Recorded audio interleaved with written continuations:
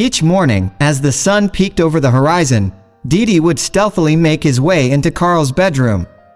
With a playful gleam in his eyes, the mischievous cat would pounce on Carl's bed, meowing loudly and relentlessly, determined to rouse his owner from his slumber. Didi seemed to take great delight in waking Carl up, his tiny paws tapping against Carl's cheeks and nose. Naturally, Carl found this morning ritual less than amusing. Desperate for a few more hours of restful sleep, he sought out a way to calm the energetic feline. In his half-asleep state, Carl discovered that throwing slippers at Didi seemed to temporarily deter him. The fluffy feline would scamper away, seeking refuge from the aerial assault of the soft projectiles. Unbeknownst to Carl, however, the slippers became more than just a deterrent for Didi. In his eagerness to regain his sleep, Carl resorted to tossing slippers at the cat more and more frequently. The once harmless act of tossing a slipper became a regular occurrence, escalating in intensity without Carl realizing the impact it was having on Didi.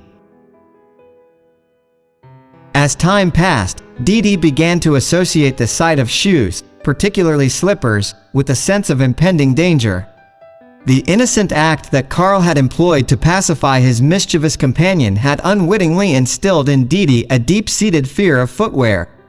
Every time Didi caught a glimpse of shoes, his heart raced and his body tensed, triggering an overwhelming urge to flee and find a safe hiding spot.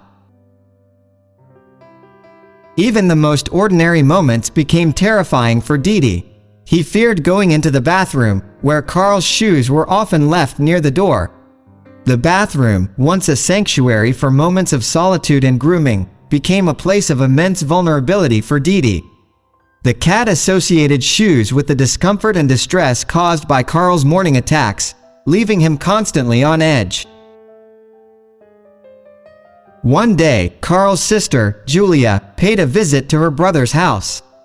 As she observed the way Carl treated Didi, her heart ached for the fearful feline. Witnessing the cat's profound fear of shoes and the palpable unease he experienced around Carl, Julia made a decision.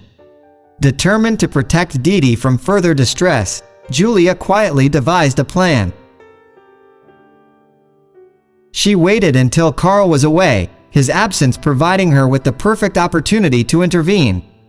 Wrapping the frightened feline in a warm blanket, Julia whispered comforting words, assuring Didi that his days of fear were over. With Didi safely in her care, Julia left a note for Carl, explaining that the cat had run away.